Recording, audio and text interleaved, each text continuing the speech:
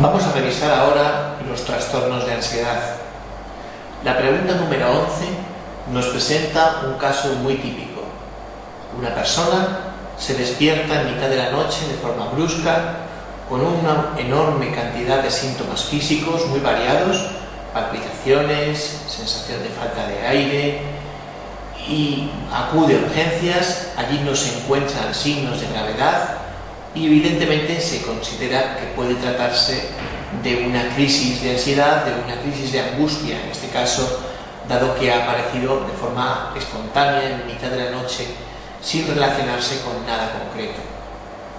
El diagnóstico diferencial de una crisis de angustia es muy complejo, porque si fuéramos síntoma a síntoma, tendríamos síntomas cardiológicos, respiratorios, digestivos, neurológicos, un montón de síntomas variados.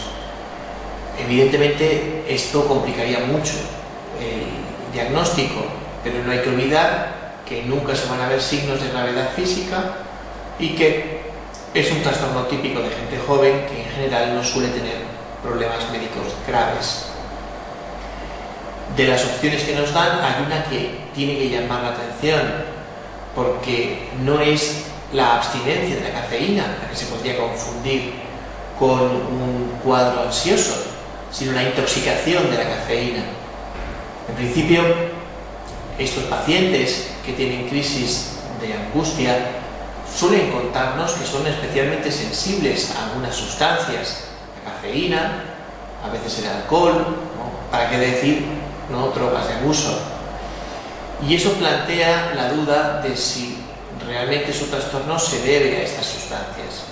Por lo que sabemos hoy en día, los pacientes con ataques de pánico o crisis de angustia son muy sensibles a determinadas sustancias que podríamos llamar panicógenos, es decir, que son capaces de reproducir las crisis que ellos tienen espontáneamente.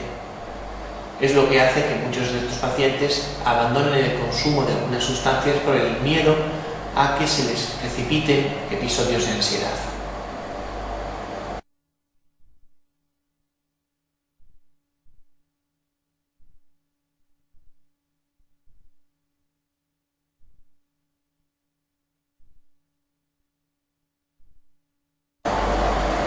En el caso del paciente anterior, como en todos los trastornos de ansiedad, vamos a necesitar la combinación de un tratamiento biológico, farmacológico, con un tratamiento psicológico.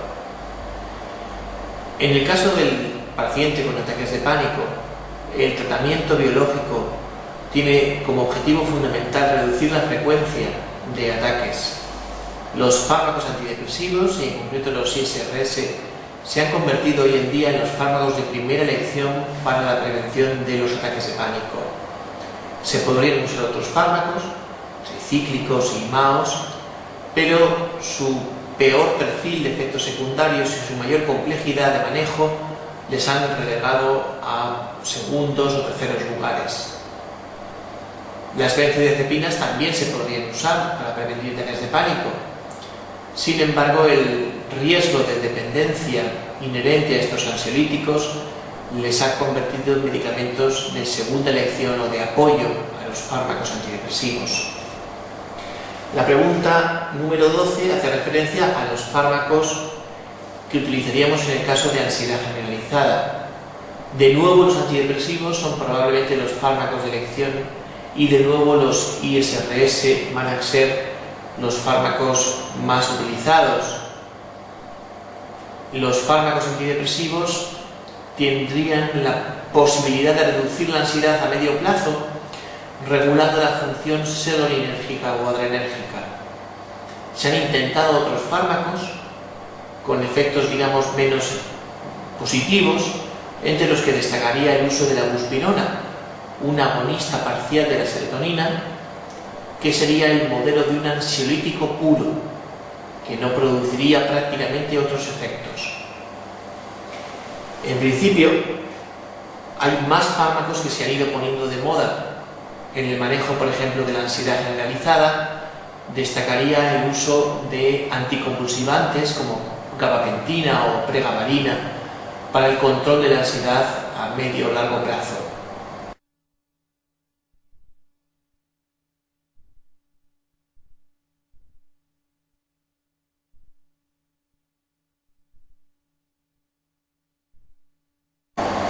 La pregunta número 13 nos hace referencia al uso de fármacos para los trastornos fóbicos. En general, el tratamiento de los trastornos fóbicos es un tratamiento psicológico basado en la terapia de modificación de conducta, sobre todo en las técnicas de exposición en vivo. Sin embargo, en pacientes con trastornos fóbicos graves puede ser necesario ayudarse de algún fármaco, ya sea una benzodiazepina, un beta-bloqueante, y en los casos más graves incluso antidepresivos. Se han hecho varios ensayos clínicos sobre el uso de determinados antidepresivos en cosas graves, por ejemplo agorafobias o fobias sociales graves. En estos casos los fármacos serían imprescindibles para que el paciente pudiera empezar con el tratamiento psicológico.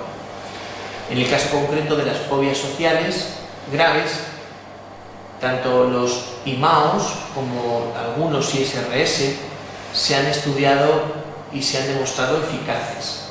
Si nos encontráramos con una pregunta de este estilo, tan directa como la pregunta número 13, tenemos que recordar que en la mayoría de los manuales de psiquiatría, los fármacos preferidos para el tratamiento de las ansiedades sociales graves son los antidepresivos tipo IMAO, quedando los ISRS relegados a un segundo lugar. Esto es la teoría, porque luego en la práctica los IMAOs apenas se usan y son los ISRS los medicamentos que más se utilizan incluso para casos de fobia social grave. Si los fármacos antidepresivos son los más utilizados para el control de la ansiedad, tanto para el control de las crisis de angustia como para el alivio de la ansiedad generalizada, son las técnicas cognitivo-conductuales las preferidas también para el control de estos trastornos. En el caso de las fobias, las técnicas más habituales se centran en la exposición en vivo a la situación fóbica, ya sea una fobia específica, en cuyo caso suele ser bastante fácil, una agorafobia, en cuyo caso el tratamiento es mucho más complejo porque son muchas las situaciones que hay que afrontar, o una fobia o ansiedad social.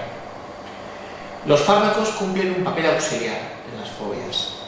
A veces el paciente está tan nervioso que es incapaz de empezar el tratamiento y hay que ayudarle con benzodiazepinas, beta-bloqueantes y en los casos más graves con fármacos antidepresivos. En el caso de las fobias sociales se han utilizado básicamente dos tipos de antidepresivos, los IMAOs y los ISRS.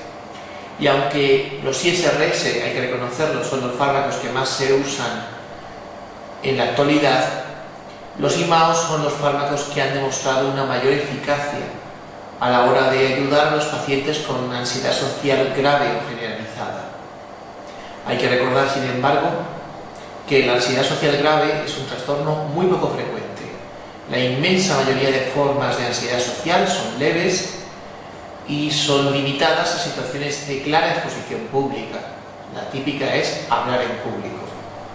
En estos casos, muy pocos pacientes van a aceptar un tratamiento a largo plazo y se van a limitar a tomarse algo, sobre todo un beta-bloqueante o una benzodiazepina, en el momento en el que no tengan más remedio que hablar en público.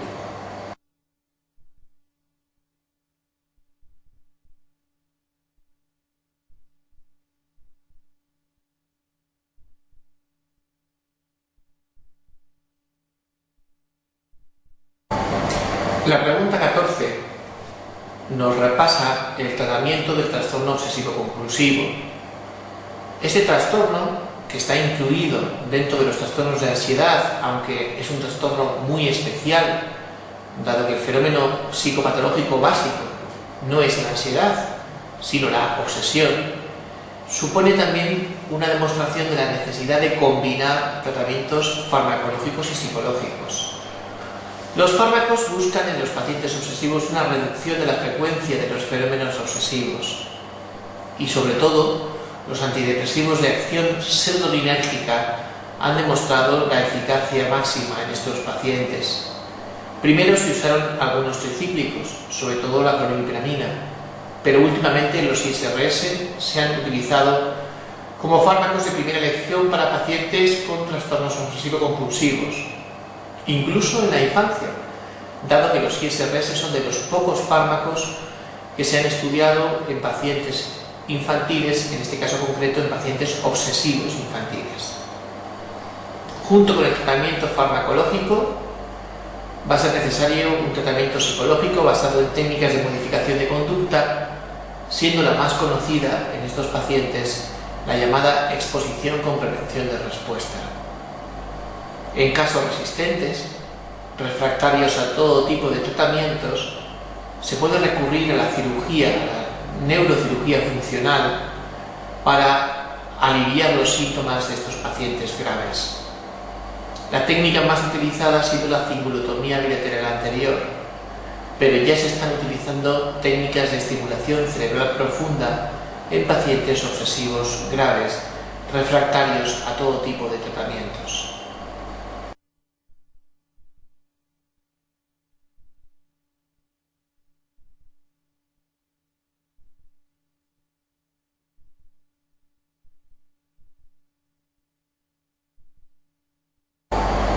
La pregunta número 15 hace referencia al trastorno por estrés postraumático y nos sirve para recordar los síntomas fundamentales: la reexperimentación del acontecimiento traumático en forma de pesadillas, imágenes tipo flashbacks, las conductas de evitación, la presencia de un estado de hiperalerta, de hiperexcitabilidad, y los cambios emocionales derivados del estrés postraumático. Vamos a destacar dos cosas. En primer lugar, no confundir los cambios emocionales del estrés postraumático con la existencia de un síndrome depresivo asociado.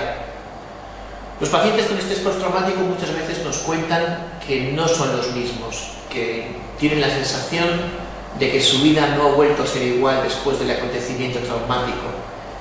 Esto no quiere decir que estén específicamente deprimidos, aunque sí que es cierto que la depresión es una complicación frecuente. No es parte fundamental del estrés postraumático, sino una complicación.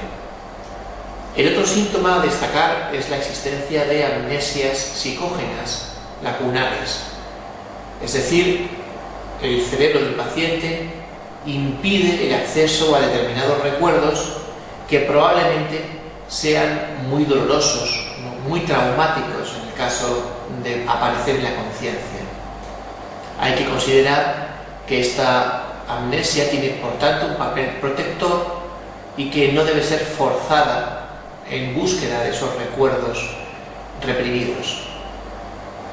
El tratamiento del estrés postraumático reúne un poco todo lo que ya se ha visto de trastornos ansiosos: fármacos antidepresivos, fármacos ansiolíticos benzodiazepínicos, betabloqueantes, también distintas técnicas psicológicas que incluyen el entrenamiento en relajación, la exposición en vivo a situaciones fóbicas, postraumáticas, terapias cognitivas. Es un tratamiento complejo y muy difícil de evaluar, porque realmente es muy difícil encontrar dos casos de estrés postraumático similares. El estrés postraumático está muy de moda, sobre todo como causa de reclamación de daños psicológicos, bien en personas que han sufrido accidentes, sobre todo accidentes de tráfico, bien en personas que han sido víctimas de delitos cometidos por otras personas, agresiones, secuestros.